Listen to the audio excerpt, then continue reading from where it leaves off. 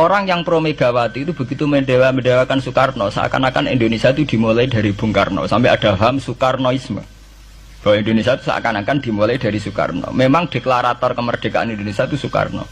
Tapi umat Islam atau partai-partai Islam itu tidak kecil hati.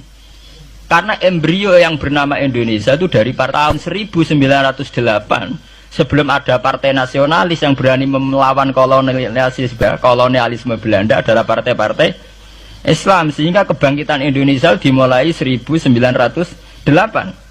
Karena saat itu yang pertama mencetus ide melawan Belanda adalah kiai-kiai Islam, yaitu saat itu bikin serikat dagang Islam, terus lama-lama menjadi serikat Islam, terus lama-lama menjadi partai Islam. Dimulai dari angkatannya Hos Cokroaminoto, jenis Haji Umar Said sinten Cokroaminoto, itu disingkat jenis Hos Cokroaminoto. Jadi tidak bisa Indonesia itu meninggalkan partai Islam, karena dulu pertama pendiri era kepartaian niku malah partai-partai apa? Islam yang lahir di Solo, di Jogja. Bahkan sebelum ada negara yang bernama Indonesia, itu ada negara yang bernama Demak Bintoro, ada Demak Ngayogja napa? Karto. Itu semua negeri napa? Islam.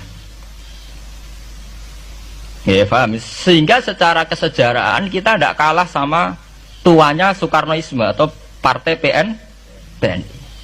Dan sampai kan kita ini kan kayak dinabubukkan seakan-akan Indonesia itu dimulai dari Soekarno, sehingga nak wani Pak Karno itu koyok-koyok itu kita anti Indonesia. Ya kita tidak mungkin nggak menghormati Soekarno, beliau sebagai pahlawan besar kita hormati ya. Tapi ya kebesaran Pak Karno demi bangsa Indonesia jangan kemudian direduksi, disederhanakan hanya melewati partai. Ya itu kan namanya pekerdilan. Tentu Pak Karno bikin negara ini ya untuk semua bangsa, bukan untuk PDIP saja, bukan untuk partai-partai marhainisme saja, juga bukan untuk partai-partai yang berfaham Soekarnoisme saja. Ya sama, tapi kita juga adil, sebagai kiai juga adil. Hos Cokroaminoto bikin partai Islam adalah untuk mengusir Belanda dari bumi Indonesia, yang nantinya juga untuk kepentingan semua bangsa Indonesia, tidak hanya yang Islam saja. Ya kita adil, sama-sama adil. Saat nasionalisme ya tidak mengurangi keagamaan, saat keagamaan tidak mengurangi nasionalis. Tapi itu tadi kemudian ini dikerdilkan secara politik. Di sawangannya nak wis duwete Pak Hasim Mbak Mega nasionalis religius itu sudah ditren. Wangger duet senengane pasangan nasionalis sampai apa nak nasionalis terus wajib sholat. Apa nak religius terus gak wajib nasional? Sebetulnya itu kan wajib. Apa kena wong Indonesia itu wajib sholat hanya karena atas nama nasionalisme? Apa nak wis kiai itu wajib bayar pajak? Itu kan pengkerdilan, proses pembohongan, pembohongan secara publik. Kowe dibodhokno, sedurunge bodoh, itu kan itu kan repot. Namanya sedurunge bodoh dibodhokno nggih napa? Nurut. Makanya kalau seneng ya, kayak kemarin Hari Kebangkitan Nasional itu seneng kalau diungkap terus di TV bahwa kebangkitan Indonesia dimulai dari 1908. Pentingnya bahwa orang-orang yang sok Soekarnoisme biar tidak mereduksi Pak Karno hanya milik mereka sendiri, karena bangsa ini berdiri semenjak 1908. Dimulai dari gerakan Budi Utomo sampai Hos Cokroaminoto sampai macam-macam, ya serikat-serikat Islam. Tapi ini terungkap sausé tukaran. Jadi sebetulnya Presiden Gus Dur jadi presiden biasa karena Mbah Hasyim Asy'ari berjuang sebelum tahun 45. Megawati biasa. Ya karena beliau berjuang lewat bapaknya, ya sama semuanya sah. Pak SBY juga sah. Karena keluarga militer. Apa meneh dekne mantune Sarwoedi sing ra roh sapa? Perjuangane mertuane.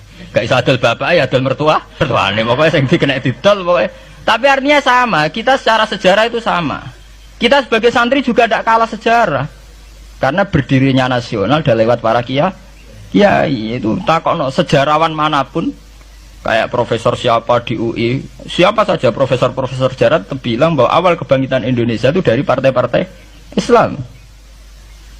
Bahkan versi orang nasionalis sekalipun tuh bilang karena Islam adalah satu agama yang paling sensitif terhadap penjajahan.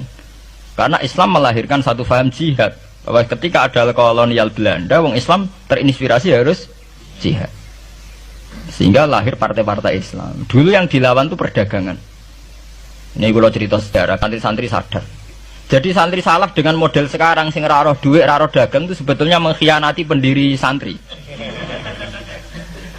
Lho boten niku lho fair. Sing gak seneng dagang, gak seneng mergawe itu mengkhianati pendiri pesantren. Sama lihat sejarah, tahun 1908 itu namanya tidak SI, tidak Serikat Islam, tapi Serikat Dagang Islam. Karena para kiai adalah melawan dominasi Cina di Surakarta dan dominasi Belanda menguasai sentra-sentra perdagangan. Sehingga yang dilawan pertama adalah piye supaya kolonial gak menguasai aset-aset ekonomi. Sama takokno sejarah, cek versi kiai, cek versi buku, asal gak versi klenek. Itu pertama yang dilawan para ulama adalah penguasaan aset ekonomi oleh Cina dan Belanda, sehingga mereka bikin serikat dagang